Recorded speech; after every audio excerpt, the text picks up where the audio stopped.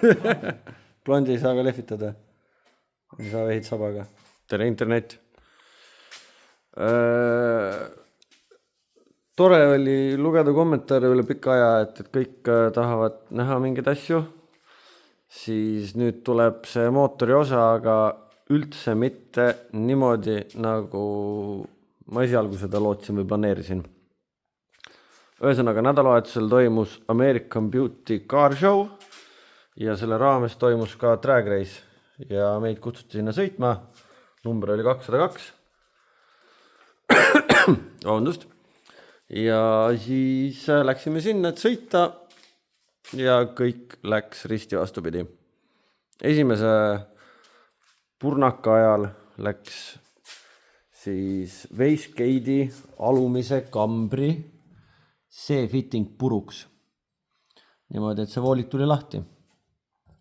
Ja see on nüüd see ots, mis tuleb turbost, et Wastegate näeks niinimetatud boost'i ja et teeks oma tööd korrektselt, aga kui juba see ots lahti tuleb, siis ei näe vist kumbki Wastegate rõhku ja juhtub pahandusi. Ühesõnaga see läks siit niimoodi katki, et see hüppas siit välja, ei hoidnud enam voolikut kinni ja see vooliku ots jäi lahti. See tähendab seda, et stardi hetkel see 88 mm turbo tootis 3,6 barri ülelaade rõhku, mis siis millest ka osa jõudis jahutussärki, sest et radikas oksendas suure hulga vett endast välja.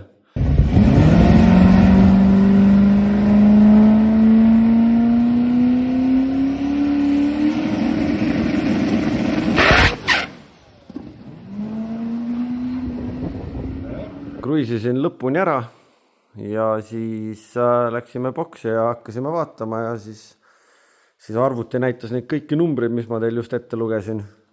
Õnneks ikkagist see boost safety aktiveerus ja tappis 0,3 sekundiga auto ära, aga lihtsalt selle 0,3 sekundiga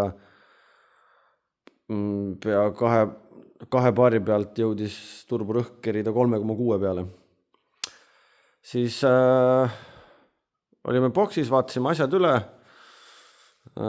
Oli variant A, et laseme vee välja, proovime uuesti, aga ma ütlen ausalt, ma hakkasin ise muretsema, sest et meil on selle aastane mootor on niisugune paras prügikast ja võtsime vastu otsuse, et tuleme töökotta, võtame kaaned maha.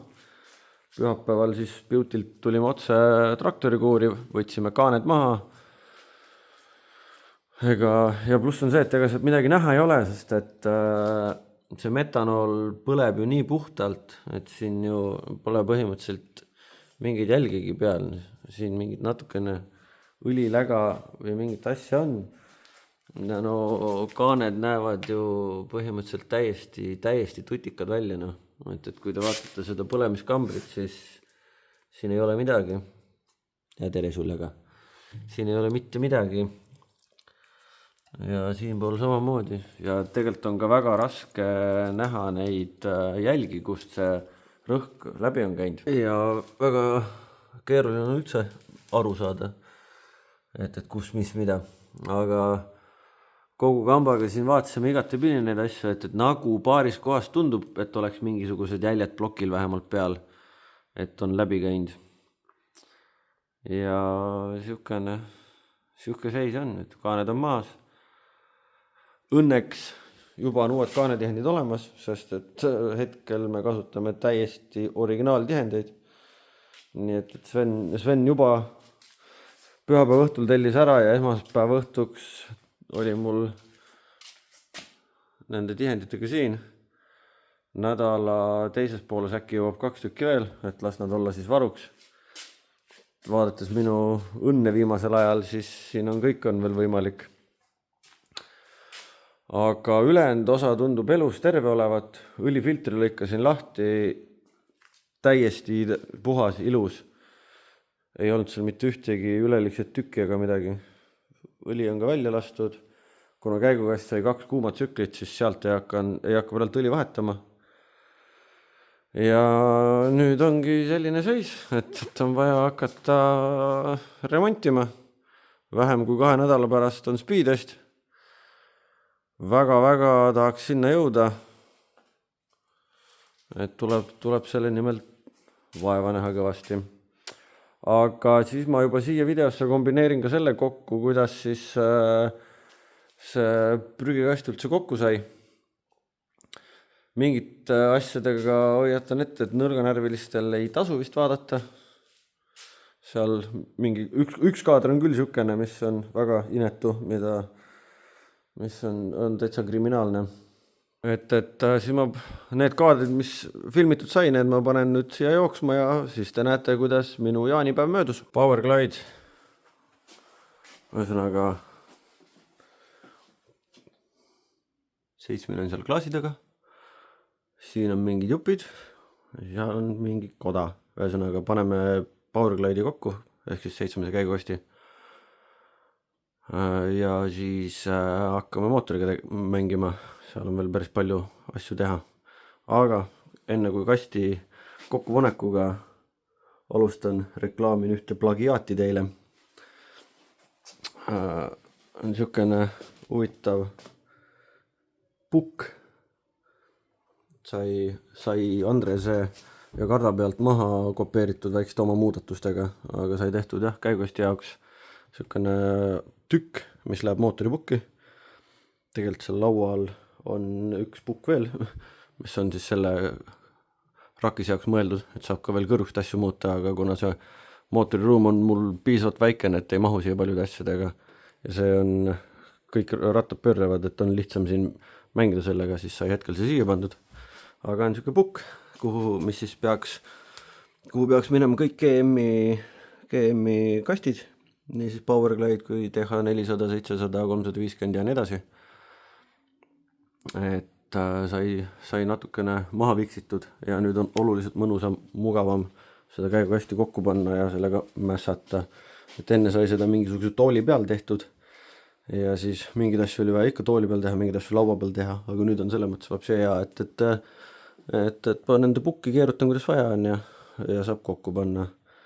Aga siis tagurpidi käik on sees koos kolvi ja stopperite asjadega ja see kasti kaitse tükk on ka sees, et neid ei hakka näppima. Siis läheb see planetar sisse, peale planetari juba trummel koos lindi ja kõigega, siis juba õlipump ja välbodi ja nii edasi. Et kuna mul GoPro'd ei ole, sest et see, millega timelapse sai tehtud, see oli sõbra käest laenatud ja see on hetkel tema käest tagasi. Et siis mingit timelapsi värki väga ei saa näidata. Aga eks kui kast on kokku pandud või kuskil maal, siis ma teen mingi vahe kokkuvõtte, et kuidas siis see puki esimene kasutus on ja kas õigustab ennast ka või mitte. Kast koos, kõik küljes, siit veel paar viimast voolikut on vaja kere küljes õiges asendisse pingutada, praegu tõssin, et siia kõik peale kokku. Tulevikus peaks tegelikult selle jupi siit ümber tegema, et võib-olla see liides kohe siia viia ja see voolik ja see voolik, kus need punased oranžid nipukad küljes on, need kuidagi omavahel kokku panema, sest neid kasutame kasti jaotamiseks. Aga ülejäänud on kõik küljes, kõik sujus mõnusalt, see lahutab elu mõnusaks ja see kastipukk on asendamatu, keerad, hoiad nii kuidas vaja on, kõik oli jumala lihtne teha, lint oli lihtne paika panna, pindasi oli lihtne puhastada, kõik oli väga mõnus teha. Nüüd on veel vaja turbiin kokku panna, teine turbiin riiulist üles otsida, see üle vaadata, kokku panna. Aga enne turbiini tegemist teeme selle puki tühjaks ja on vaja plokiga tegelema hakata. Plokk on käes ja sellega mõned trikid. Aga plokk on käes, plokkis Tartus härra Kevvai juures. Anti tegi siis liini hoonimise ja tasapindade lihvimised. Lisaks siin, kuna see on nüüd 4. generatsiooni plokk, mis on hüdrokate välja lülitamisega, siis siit said need kanalid kõik ära keermestatud, siia tuleb pärast pimedad ette. Revkiti jaoks sai siit üle keermestatud ja siia tulevad helikoilid sisse. Lisaks need tilad on vaja maha freesida, sest need jäävad muidu revkitil ette. Ja kuna ma unustasin seda eelnevalt teha, siis sai siit ilusti kõik kinni kaetud, relakaga nii palju läbi lõigatud kui sai ja siis lõpuni freesitud ja kui nüüd teine pool on ka freesitud, siis lähme jaagu juurde, peseme selle ploki puhtaks, õlitame silindrid ära, pärast laseme korra vist karukeelega siit paar mingit üleliigset täppi maha ja siis saab hakata juba plokki kokku panema. Aga nüüd on valikuks üks generatsioon uuem ja alumiiniumplokk, et kaaluvõit peaks tulema 45 kilo ja jah, äkki kestab, äkki on. Kuule, mis sa hälitsid siin, Blendi? Mis sa hälitsid? Sina jah? Üks põgeneb, koer põgeneb. Puhkad või? Puhkan. No õige eestlane puhkab töötades, on ju? Yeah. Mis sa teed üldse? Väga raske töö ei ole. Hakkan tihendama. See on see uus nina, millest veel väga paljud ei tea ja mida me veralt rohkem ei näita. Ühesõnaga mootor on freesitud, lihvitud, käiatud, kermestatud, pestud mingisugune 4-5 korda. Uued nukasaaled sai sisse. Sven Nurmo ja teised kinkisid mulle ägeda tööriista selle jaoks. Natuke pidi harjuma, aga nüüd on kõik hästi. Kuna see mootor originaalis on 4 silindri hüdokate välja lülitamisega, aga meie seda ei kasuta, siis sai kõik ära kermestatud ja siia pimedad ette pandud. Pimedad ette pandud. Ja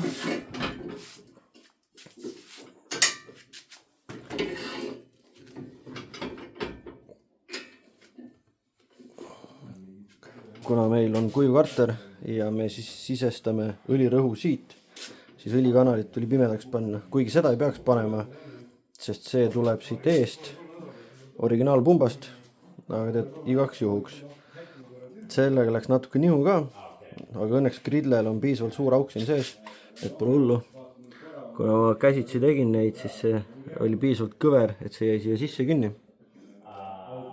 Aga saab sellega hakkama. Aga jah, Anti Kevvai Tartust tegi ploki meil ära. Et sai liinihoon ja tasapinne relief, et väga mõnus, väga hästi, ma olen väga rahul. Siis praalt läheb samamoodi 4. generatsiooni originaal Ventvill. GTR autoteenindus siis balansseeris ja poleeris selle. Ta on natuke niisugune vanake on. Siin on mingisugused väiksed roostekahjustused.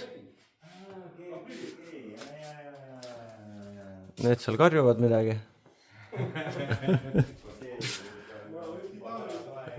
Gridle poldid, raamipakud lasti ka pealt ühte mõõtu, et gridle jääks ilusti sirgelt. Ja siin on kaaned, mis näevad ikka kuradi ilusad välja. Selle kätetöö autor on loomulikult Windorfist Tiit.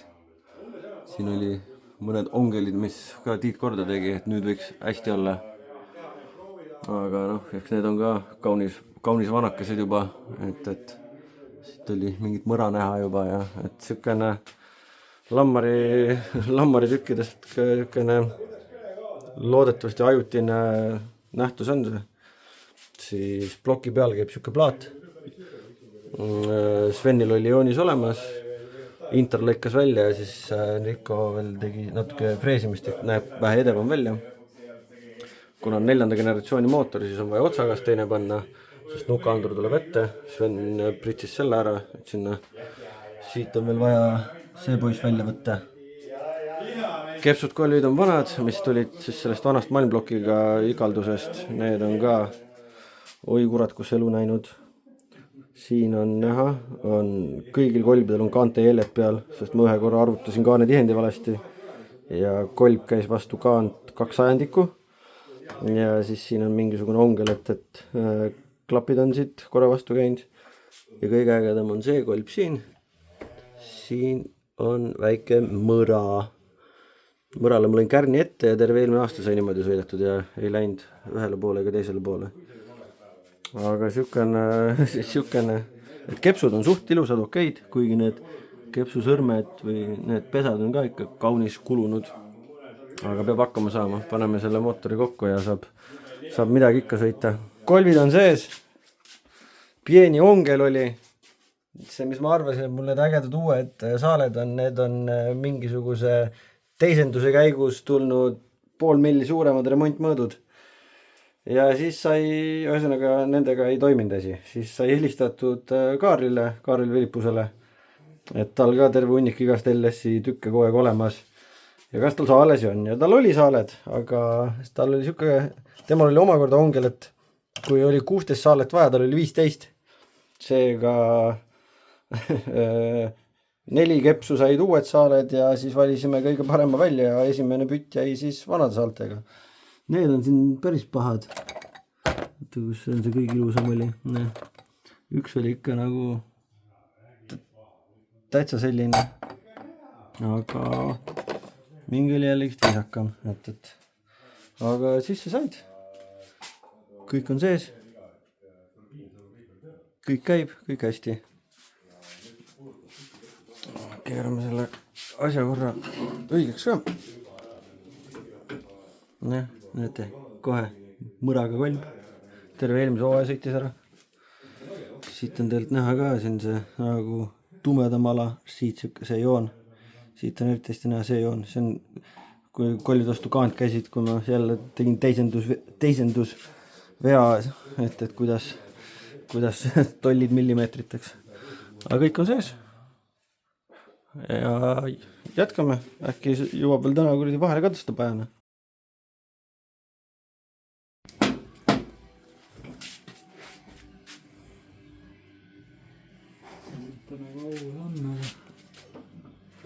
Maka, mis sa teed?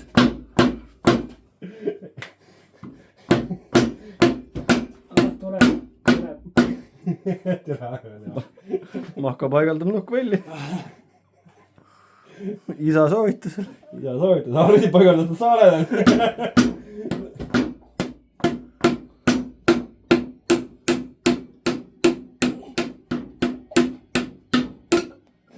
Nii. Järgmine. Ülespoole. See, näed. Veel ülespoole. Nüüd on augus.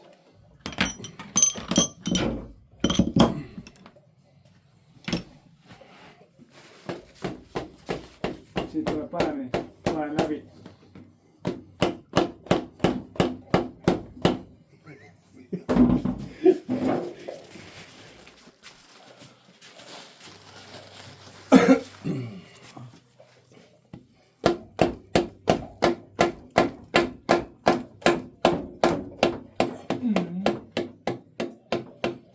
Oota, võta see, näed.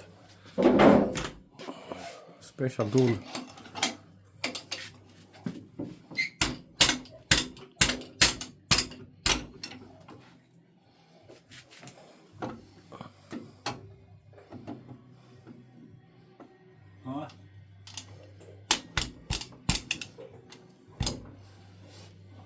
Korraks vahele räägin ka, miks see nukkvõll seal niimoodi naljakalt sisse läks. Ühesõnaga, see on nukkvõlli saale paigaldustööriist. Siin on siis erineva mõõduga tsangid, või kuidas iganes nimetatakse. See nukasaale läheb siia peale. Kumm on siin sellepärast, et saale pinnale liiga ei teeks. Ja siin on metalläär. Kogu see krempel läheb siia ja selle koonuspoldiga lükatakse see laiali, et hoiab saalet kinni. Need kaks on üksteise otsa keeratud ja siis lihtsalt hakatakse nii, et siit poolt koputama ja siis selle tööriista abil koputatakse siis see saale ploki sisse.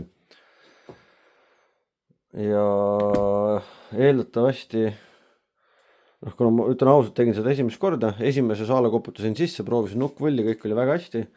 Ja siis läksid ülejäänud saaled ja eeldatavasti nende ülejäänud saalede koputamisega ikkagist, kas ma olin liiga vägivald, siit on isegi näha ka, et see on see saale nagu äärejälg või kuidagi.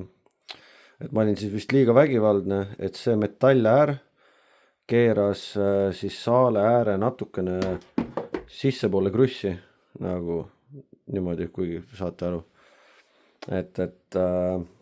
Sest kui me olime Nukkvälli kuhugi maani sisse koputanud, me tõmbasime ta uuesti välja, oligi selle saale pehmest pinnast väikene riba väljas, korjasime kõik ära ja siis panime lõpuni kokku.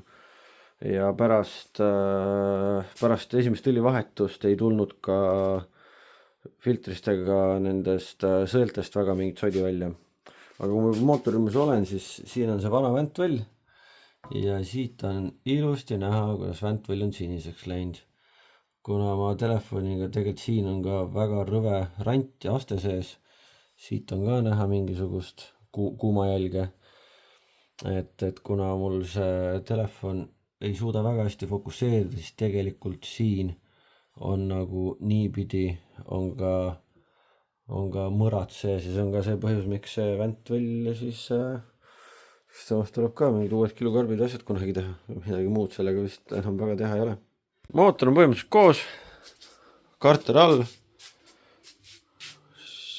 karteril on tikud ja puha, praegu panin igale poole pimedad ette, et kõik see montaaži käigus sisse pandud õli ei hakkas põrandal lekkima. Selle tiku pean välja võtma ja ära helikoilima, sest et see hakkas ennast välja venitama.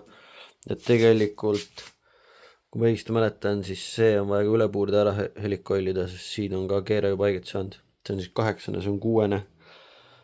Aga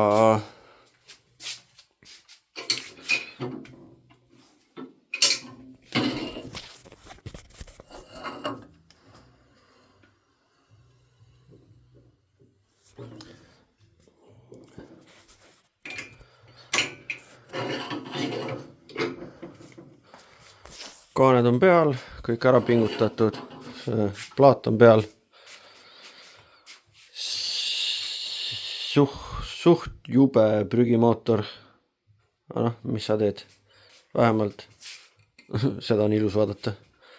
Aga ma arvan, et nüüd tulebki viimased ettevalmistused teha, siis mootor peale tõsta. Siis kui mootor on peal, sest mootor kannab ju eest ja tagant plaadiga, siis on pinge ühtlaselt jaotunud. Siis teen viimase antepingutuse. Siis saab panna tõukurvardad ja nookurid. Praegu on veel väga suur oht, et tõukurvarda pikkus ei sobi, sest et plokk on ju vahetunud.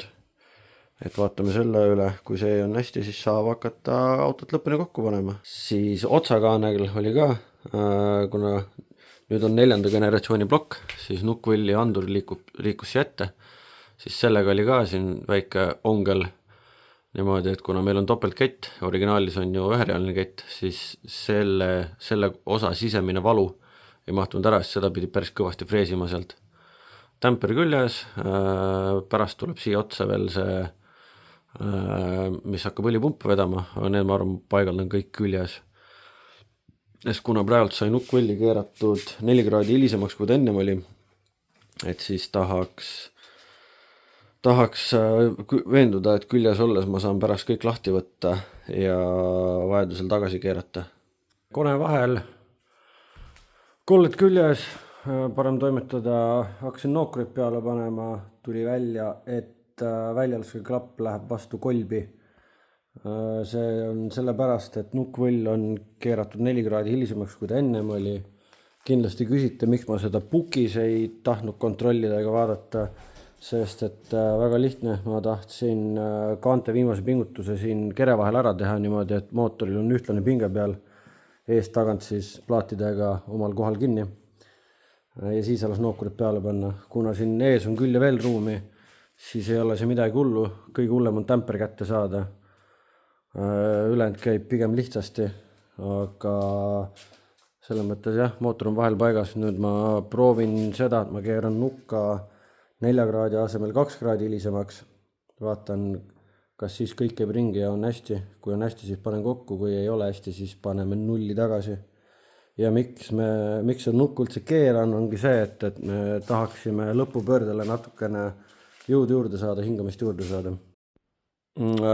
Lisaks oli veel selline värk, et nagu ma ütlesin, et Nukkvõll sai 4 kraadi hilisemaks, siis panime ta 2 kraadi hilisemaks ja see ka ei toiminud ja siis sai ta pandud 0, nii nagu ta on kogu aeg selles mootoris olnud.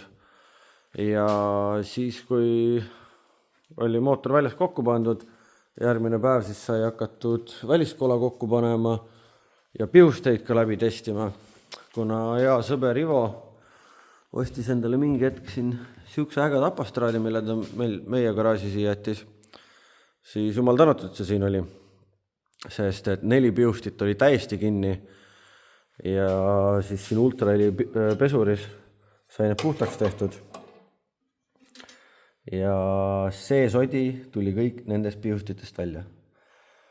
Et oligi see, et piusti läks siia sisse püsti, selle sama apastraadi küljest läksid pistikud järgi ja tal on sellel on isegi oma režiim, cleaning, ta hakkab neid piustid läbi klõpsima ja see ultraheli pesur teeb oma asja.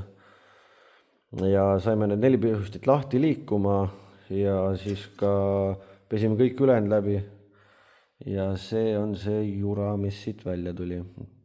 Päris inetu. Ja siis taustaks panen siin ka korra, kuidas see aparaat töötas. Neid näite ei saa seal vaadata ega jälgida, sellepärast, et piustid on suured ja selle testeri pump ei jaksa nii palju toota ja kõik piustid sai ükshaaval läbi vulistatud ja ka need tulemused kirja pandud. Tegelikult piustite vahe protsentuaalselt oli vist peaaegu kuni 15%, 25 sekundit töötsükkel, mis me seal proovisime ja siis ühesõnaga see on siis järjekorra number, mis järjekorras me testisime piusteid. See on siis piusti peale graveeritud kood, sest kui sa Finjektoris piustid otsustad, nemad on juba nad kõik ära testinud ja tavaliselt, kui sa ostad 4, 6, 8, nad üritavad sul alati kõik ühte paari panna. Ja siis siin on näha 25 sekundi jooksul. F2 on siis mingi tööprogramm, mis kasutasime.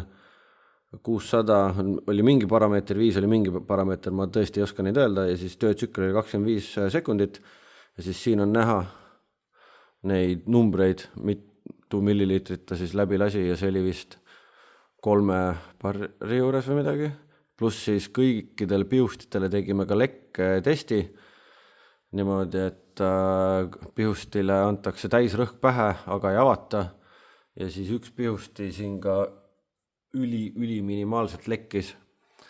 See ei ole üldse hea, aga kuna see piusti läks siis, see üks, mis on ringiga, see oli siis esimene rida ja see, mis oli Rooma 2-ga, see oli siis teine rida, pluss siis ma panin numbrid takka, eks mul endal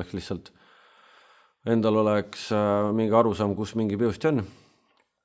Et kuna meie kütusepump on mehaaniline, käib rihma pealt, siis ta töötab ainult siis, kui ta toodab rõhku ainult siis, kui mootor töötab.